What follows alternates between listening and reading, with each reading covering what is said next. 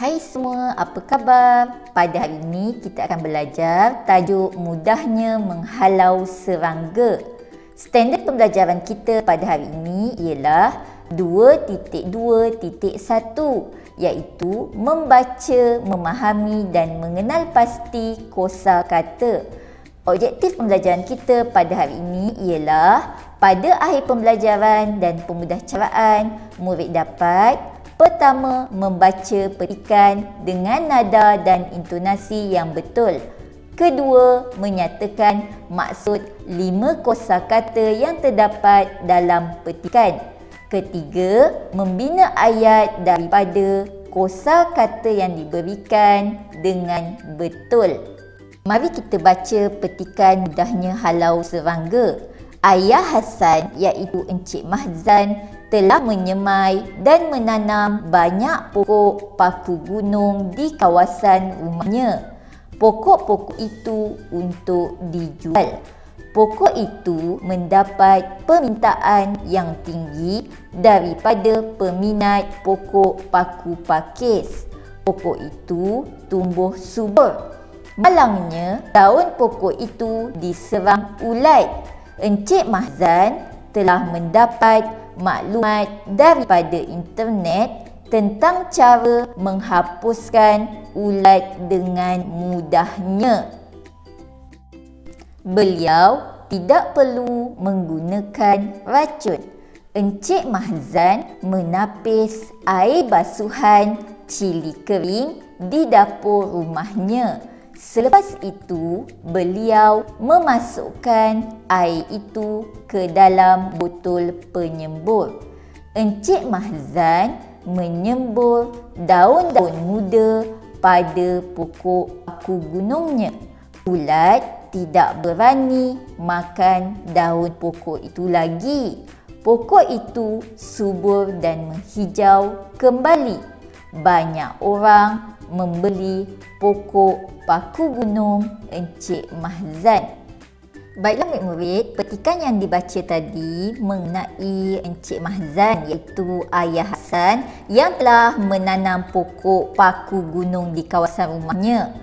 Encik Mahzan menanam pokok tersebut kerana permintaan yang tinggi oleh peminat paku pakis.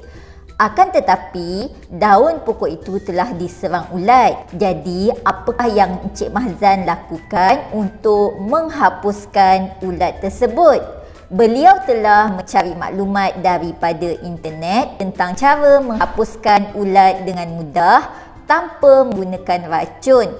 Bagaimana cara Encik Mahzan menghalau serangga tersebut? Encik Mahzan telah menggunakan air basuhan cili kering di dapur dan memasukkannya ke dalam botol penyembur. Kemudian Encik Mahzan menyembur daun-daun pokok paku gunungnya. Ulat tidak berani makan daun pokok itu dan pokok itu kembali hidup subur dan menghijau. Banyak orang yang membeli pokok paku gunung Encik Mahzan. Baiklah murid-murid, jadi itu adalah petikan yang telah dibaca oleh murid-murid.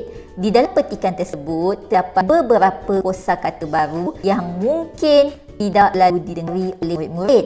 Mari kita lihat perkataan yang berwarna merah di dalam petikan itu.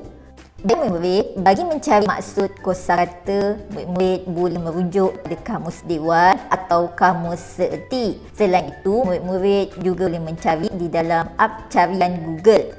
Perkataan pertama, permintaan. Apa maksud permintaan? Permintaan bermaksud perihal meminta sesuatu. Tetapi dalam konteks ayat ini iaitu pokok itu mendapat permintaan yang tinggi daripada peminat pokok pakis, kita boleh menggantikan perkataan permintaan itu dengan sambutan. Perkataan kedua yang berwarna merah dalam petikan tersebut ialah tumbuh. Apakah perkataan yang sama maksud dengan perkataan tumbuh? Perkataan tumbuh bermaksud hidup. Di dalam petikan, ayat bagi perkataan tumbuh ialah pokok itu tumbuh subur. Perkataan ini boleh digantikan dengan pokok itu hidup subur. Perkataan seterusnya ialah perkataan diserang. Apakah maksud perkataan diserang? Dalam kamus dewan, perkataan serang menunjukkan atau bermaksud ditakluk ataupun ditimpa, iaitu ditimpa penyakit atau menyebabkan sesuatu menjadi sakit atau rosak. Jadi, di dalam konteks ayat ini, perkataan diserang boleh digantikan dengan dirosakkan. Malangnya, daun pokok itu dirosakkan ulat. Kosakata seterusnya yang akan kita pelajari pada hari ini ialah perkataan internet. Apakah yang murid faham dengan perkataan internet? Internet bermaksud rangkaian komputer. Di dalam ayat ini, perkataan internet ialah Encik Mahzan telah mendapat maklumat daripada internet tentang cara menghapuskan ulat dengan mudahnya. Jadi, perkataan internet di dalam ayat ini boleh digantikan dengan rangkaian komputer. Perkataan yang seterusnya ialah racun. Apakah kosakata ataupun perkataan seerti dengan perkataan racun? Racun bermaksud bahan yang berbisa dan boleh mematikan atau membawa maut kalau dimakan. Perkataan seterusnya ialah perkataan basuhan. Apakah perkataan yang seerti dengan perkataan basuhan? Perkataan basuhan membawa maksud cucian. Perkataan seterusnya ialah penyembur. Maksud penyembur ialah alat yang digunakan untuk menyembur sesuatu. Kosakata seterusnya yang akan kita pelajari ialah subur. Apakah yang murid faham dengan maksud perkataan subur? Subur bererti hidup dengan baik. Akhir sekali, di dalam petikan tersebut terdapat perkataan yang berwarna merah, iaitu perkataan menghijau. Maksud menghijau ialah menjadi hijau.